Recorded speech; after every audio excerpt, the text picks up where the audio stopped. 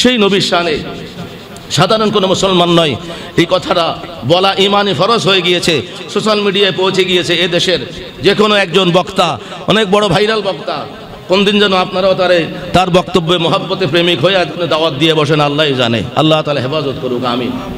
নাউজুবিল্লাহি মিন যালিক। শাব্দিক অর্থ দিয়ে সে বলতেছে আমাদের নবীকে, আমাদের দেশে সাংবাদিক আছে না, সাংবাদিক, আমাদের নবীকে সাংবাদিকের কাতারে নিয়ে আসছে। বলেন না নাউজুবিল্লাহ।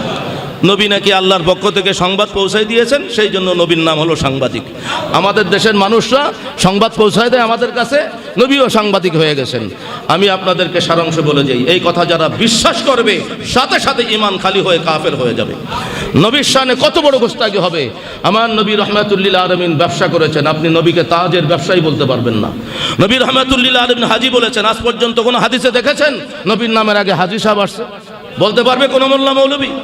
নবী রাহমাতুল লিল আলামিন, আল্লাহ নবী রাহমাতুল লিল আলামিনকে পৃথিবীর জমিনের মধ্যে একজন মানুষ আর একজন মানুষকে যেই সমস্ত শব্দ চয়ন করে, বাক্য ব্যবহার করে, সম্বোধন করে, কোরআনে কারীমের মধ্যে 18 নম্বর পারায় সূরা নূরের শেষ দিকে আল্লাহ তাআলা হারাম করে দিয়েছেন, তোমরা একজন আর একজনকে যেই ভাষায় সম্বোধন করে আহ্বান করো, খবরদার আমার নবীর শানে সেই শব্দ, সেই ভাষা ব্যবহার করতে পারবে না।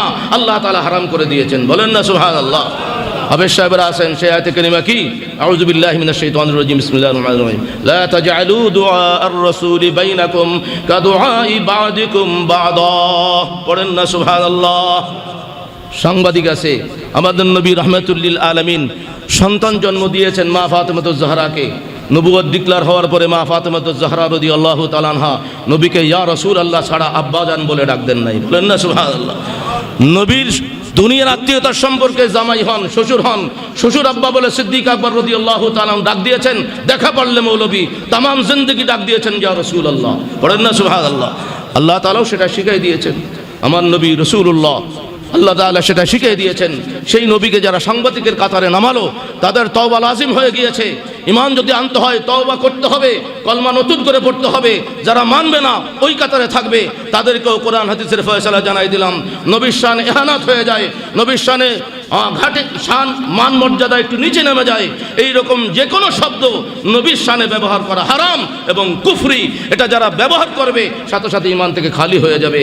আল্লাহ তাআলা আমাদেরকে হেফাজতে রাখুন, বলেন আমিন।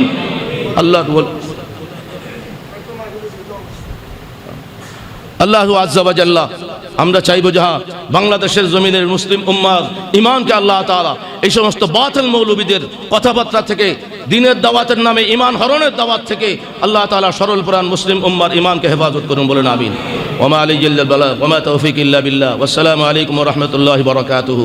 এখন থেকে খালি বক্তব্য কমতে থাকবে, আপনাকে বক্তব্য ভালো লাগে না বলে, সেই জন্য আজকে কাজ আছে। আজকে আগে নামাজটা পড়ে কাতারবন্দি বসে যাবেন, তারপরে আপনাদের সামনে আবার মসজিদ কমিটির পক্ষ থেকে কিছু ফরমান আছে, আপনাদেরকে শোনানো হবে। মুসল্লিদের খুশি না রাখলে মসজিদ নাকি চলে না, এগুলো কিয়ামতের আলামত। খুশি রাখতে হবে আল্লাহ রসুলকে, সকল মুসল্লির খেয়াল থাকতে হবে। খুশি আমরা সবাই মিলে খুশি করব কাকে? আল্লাহ রসুলকে। এগুলো মনে রাখেন। অনেক সময় আপনাদের কথাবার্তায় কমিটি যারা আছেন তাদের পেরেশান, তাদের প্রেশার বাড়াই দেন। আপনারা নামাজ পড়তে আসেন মসজিদের মধ্যে, কতটুকু সময় হাতে নিয়ে আসেন? ফজরের নামাজ পড়তে কয়জন আসতে পারেন? এইসব বড় বড় কথা বলেন মসজিদে এমনি কেন, অমনি কেন। আমি আসবো মসজিদে, আল্লাহর ঘরে ঢুকতেছি, আমি আসতে পারতেছি, আল্লাহ তাআলা আমাকে দয়া করেছেন। বিনয় হয়ে ঢুকবেন, বিনয় হয়ে বের হবেন। খবরদার সমালোচনা করে বরদাদ হয়ে যায়েন না। যারা পরিচালনা করতেছে তাদেরকে পারলে একটু সহযোগিতা করেন, লোকমা দিয়েন না। তাদেরকে পারলে বলবেন, আদবের সাথে বিনয়ের সাথে, এইভাবে হলে ভালো হয়। খালি সমালোচনা করে নিজের আমল বরবাদ করে ফেলেন না। ইবলিস শয়তান আমাদের সবার পিছনে লেগে আছে। গীবত থেকে বাঁচেন। গীবতকারী জেনাকারীর চাইতে আরো বেশি নিকৃষ্ট। আল্লাহ তাআলা এই খারাপ হারাম সিফত থেকে আমাদের সবাইকে হেফাজত করুন, বলেন আমিন।